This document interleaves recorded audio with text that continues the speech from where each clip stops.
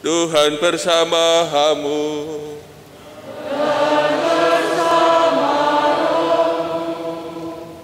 Inilah Injil suci menurut Lukas.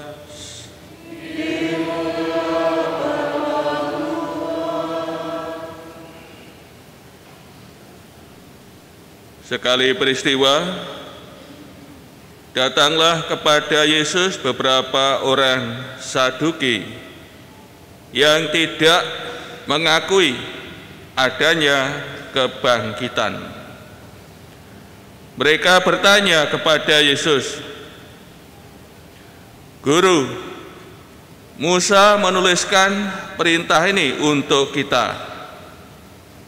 Jika seseorang yang mempunyai saudara laki-laki mati, meninggalkan istrinya, tetapi ia tidak meninggalkan anak, maka saudaranya harus kawin dengan istrinya itu dan memberi keturunan bagi saudaranya." Ada 7 orang bersaudara. Yang pertama kawin dengan seorang perempuan, lalu mati tanpa meninggalkan anak. Lalu perempuan itu dikawini oleh yang kedua dan oleh yang ketiga, dan demikianlah berturut-turut oleh ke-7 saudara itu. Mereka semuanya mati tanpa meninggalkan anak. Akhirnya perempuan itu pun mati. Bagaimana sekarang dengan perempuan itu? Siapakah di antara orang-orang itu yang menjadi suaminya pada hari kebangkitan? Sebab ke-7-nya telah beristrikan dia. Jawab Yesus kepada mereka, "Orang-orang dunia ini kawin dan dikawinkan, tetapi mereka yang dianggap layak untuk mendapat bagian dalam dunia yang lain itu dan dalam kebangkitan dari antara orang mati tidak kawin dan tidak dikawinkan. Mereka tidak dapat mati lagi, sebab mereka sama seperti malaikat-malaikat, dan mereka adalah anak-anak Allah, karena mereka telah dibangkitkan."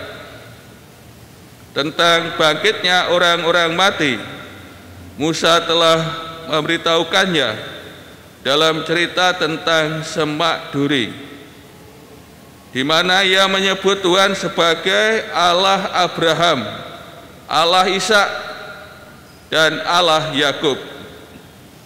Ia bukan Allah orang mati, melainkan Allah orang hidup, sebab di hadapan Dia semua orang hidup.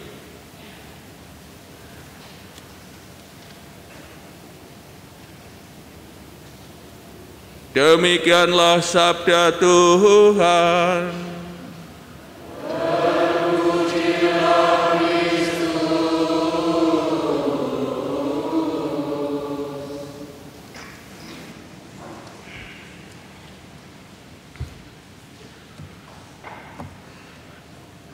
Saudara-saudari yang terkasih,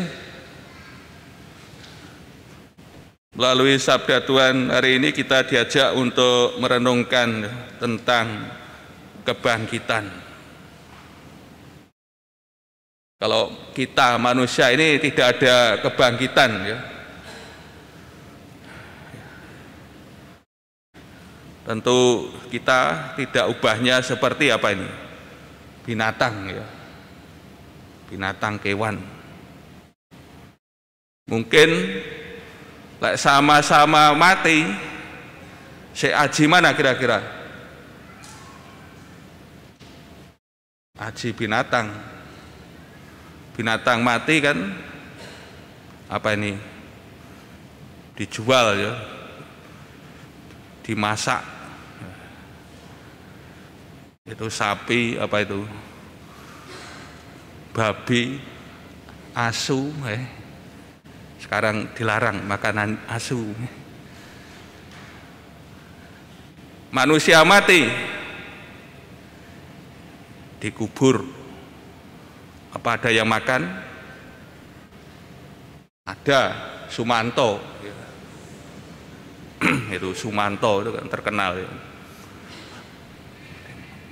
Buat rica-rica daging manusia. Mungkin rasanya nano-nano mungkin ya. Daging manusia mungkin rasanya nano-nano. Enak asami, enak apa ini? Paite, enak kecute, enak pesinge mungkin ya. Karena ya kita makan kan macam-macam sehingga rasanya mungkin ya, mungkin hanya membayangkan nano-nano. Ya, kita diajak untuk ya merenungkan tentang kebangkitan sebagaimana yang telah kita dengar dalam bacaan Injil. Berapa orang Saduki yang datang kepada Tuhan Yesus, mereka ini tidak mengakui adanya kebangkitan. Kita ketahui dalam kelompok orang Israel ini kan ada kelompok Farisi, jadi kelompok yang paling populer. Orang Farisi mengakui adanya kebangkitan badan, malaikat. Orang Farisi mengakui adanya kebangkitan badan dan juga ini ada penerusan ya, hidup di dunia untuk hidup nanti ya, ada lembaga-lembaga ya, ada keluarga-keluarga. Ini yang menjadi kepercayaan orang Farisi. Ada kelompok Eseni, ini tidak begitu kenal karena ini kan kelompok menarik dari keramaian. Mereka hidup sebagai rahib ya, pertapa. Kemudian ada kelompok Saduki. Kelompok Saduki ini hanya mempercayai 5 kitab Musa atau terkenal Taurat atau Pentateuk. Apa saja yang tidak ditulis dalam kelima kitab Musa, orang Saduki tidak mempercayai. Kelompok Saduki ini aristokrat.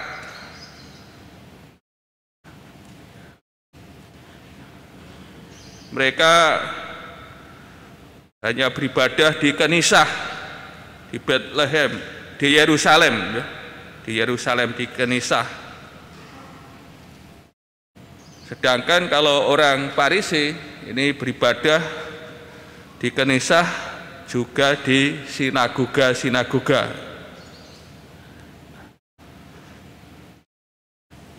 Yang menjadi dasar pertanyaan beberapa orang Saduki kepada Tuhan Yesus ya, mengutip dari kitab Taurat, Guru, Musa menuliskan perintah ini untuk kita, jika seorang yang mempunyai saudara laki-laki mati, meninggalkan istrinya, tetapi ia tidak meninggalkan anak, maka saudaranya harus kawin dengan istrinya itu dan memberi keturunan bagi saudaranya yang terkenal dengan perkawinan Levirat. Ini perempuan menikahi iparnya, adik ipar ya, Ya tujuannya untuk ada keturunan, sehingga tanah itu masih menjadi milik keluarga dari laki-laki, ya suami yang meninggal, dan namanya ya dengan ada anak ini kan namanya tetap terpelihara, ya tidak dihapus, ya kekayaannya tidak kepada orang lain.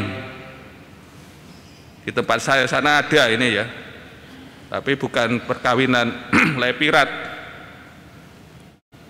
ini menikah ya, terus karena tidak punya anak, maka adik dari suaminya ini dinikahkan dengan apa ini, keponakan,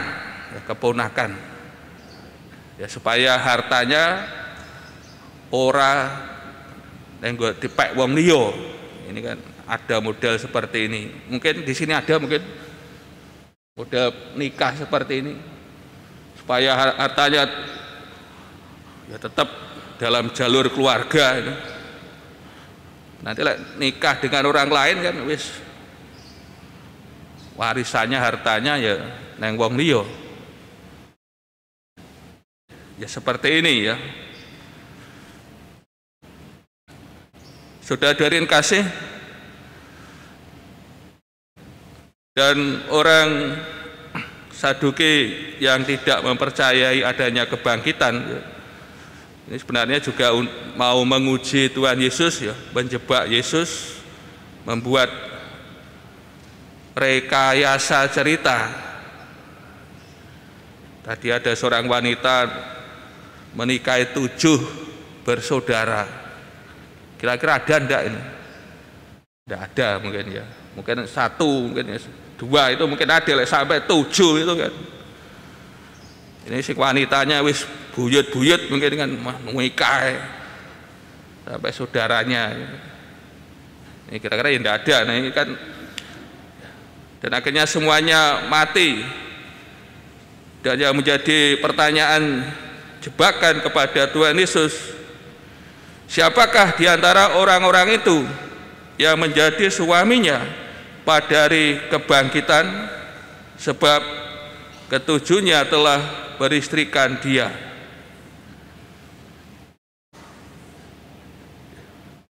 Di sini mau menunjukkan juga kepada Tuhan Yesus bahwa bagi orang Saduki kebangkitan itu ya memang tidak ada. Saudara-saudari kasih, Tuhan Yesus dalam memberi jawaban terhadap persoalan ini memberi jawaban ganda. Pertama, soal sifat hidup orang yang dibangkitkan. Yang kedua, dasar kebangkitan dalam tradisi Yahudi, ya, tentang sifat hidup orang yang dibangkitkan. Tadi Tuhan Yesus membedakan 2 dunia ya, dunia sekarang dan dunia yang akan datang. Orang dunia ini kawin dan dikawinkan, tetapi mereka yang dianggap layak untuk mendapat bagian dalam dunia yang lain itu dan dalam kebangkitan dari antara orang mati tidak kawin dan tidak dikawinkan. Di dunia ada perkawinan karena manusia mati. Kalau manusia tidak kawin dan kawin, ya, cures, generasi cures. Maka karena ada kematian, maka ada perkawinan. Di dunia yang akan datang ya, karena telah dibangkitkan, tidak ada kematian lagi ya, tidak kawin dan tidak dikawinkan. Mereka tidak dapat mati lagi. Mereka sama seperti malaikat-malaikat dan mereka adalah anak-anak Allah karena mereka telah dibangkitkan. Dari jawaban Tuhan Yesus ini pas kasih ya, orang ya, hidup orang yang telah dibangkitkan mengatasi dimensi keberadaan duniawi, pengharapan dan praktek hidup di dunia ini ya tidak akan berlanjut untuk hidup dalam kebangkitan. Perkawinan ya tidak ada ya, bidadari ya tidak ada, mungkin ya apa ini bidadari di kulit bidadari apa ini semboyan melakukan sesuatu ya, kulit bidadari.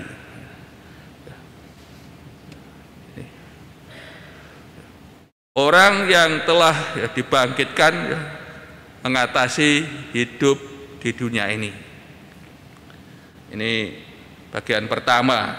Kemudian Tuhan Yesus berbicara tentang dasar kebangkitan dalam tradisi Yahudi. Kalau orang Saduki mengutip Taurat, dasar pertanyaannya ya Taurat Musa, Tuhan Yesus juga menunjukkan ya dalam Taurat, Keluaran ya, kitab Keluaran, dalam peristiwa Semak Duri ya, bagaimana Allah memperkenalkan dirinya ya di hadapan Musa, di mana ia menyebut Tuhan sebagai Allah Abraham, Allah Ishak, Allah Yakub. Ya bukan Allah orang mati, melainkan Allah orang hidup, sebab di hadapan Dia semua orang hidup. Ini Ishak, Abraham, Ishak, Yakub. Ini setelah mati tidak ada di dunia, namun di hadapan Allah ya mereka hidup. Dan juga dalam cerita Tuhan Yesus tentang Lazarus, Lazarus berada dalam pangkuan Bapa Abraham. Ini kan menunjukkan bahwa Abraham hidup. Ini yang menjadi dasar tentang kebangkitan. Maka ditunjukkan oleh Tuhan Yesus bahwa orang Saduki ya tidak jeli dalam membaca kitab suci, bahwa kebangkitan ya dinyatakan dalam kitab Taurat Musa. Saudara yang kasih, kebangkitan ya, ini yang menjadi iman kepercayaan kita, sebagaimana dinyatakan dan kita doakan dalam syahadat para rasul ya, mengakui kepercayaan akan kebangkitan badan kehidupan kekal yang kita imani. Dan juga setiap kali kita merayakan perayaan Ekaristi, ini kita merayakan peristiwa iman ya, peristiwa Tuhan kita Yesus Kristus yang menderita sengsara dan bangkit. Kalau tidak ada kebangkitan tentu juga tidak ada peristiwa pagi hari ini di tempat ini kita berkumpul bersama di sini. Maka dasar kebangkitan Tuhan Yesus menjadi dasar iman kita, kepercayaan kita, menjadi pondasi iman kita. Maka pada pagi hari ini kita merayakan kebangkitan Tuhan setiap kali kita merayakan perayaan Ekaristi. Maka dengan adanya kebangkitan yang menjadi kebangkitan Yesus menjadi dasar iman kita, fondasi iman kita. Dengan adanya kebangkitan dan kita mengimani, percaya adanya, hendaknya ini membuat kita semakin berani ya, dalam menjalani kehidupan ini, semakin percaya, semakin beriman, dan juga berani berjuang sebagaimana dicontohkan dalam bacaan pertama, kepahlawanan dalam keluarga. Mereka diminta untuk melanggar hukum Tuhan ya, perintah Tuhan dengan makan daging babi ya. Mereka diminta untuk tidak setia oleh raja. Namun kita melihat keberanian, kekokohan, pendirian iman 7 bersaudara. Karena mereka percaya akan adanya kebangkitan, adanya kehidupan kekal, sehingga mereka tetap setia pada iman, tidak melanggar hukum Tuhan, perintah Tuhan. Lebih baik mati daripada ya melanggar, karena mereka percaya akan menerima kebangkitan, akan menerima hidup kekal.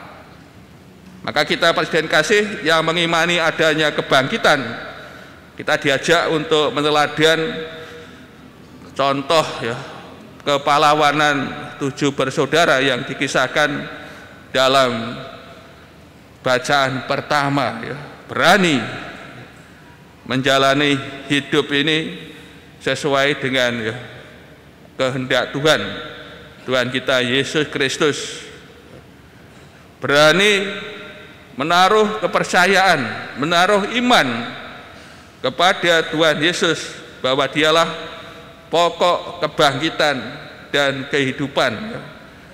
Dialah yang menjadi masa depan kita.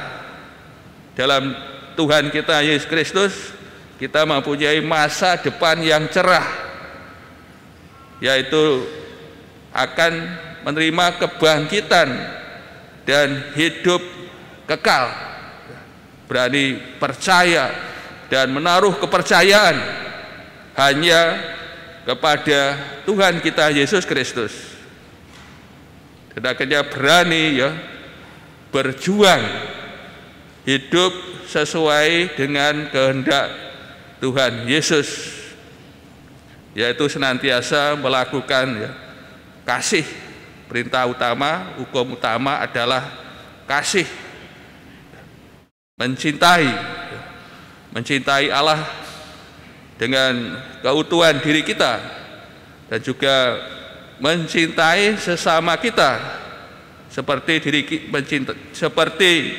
diri kita mencintai ya, diri sendiri, yaitu berani berjuang dalam menjalani kehidupan ini sebagaimana yang dikehendaki Tuhan. Kiranya sabda Tuhan pada pagi hari ini tentang kebangkitan ya benar-benar meneguhkan kita untuk hidup sekarang ini dan semakin berani menaruh kepercayaan, harapan kepada Tuhan kita Yesus Kristus. Dialah pokok kehidupan dan kebangkitan kita.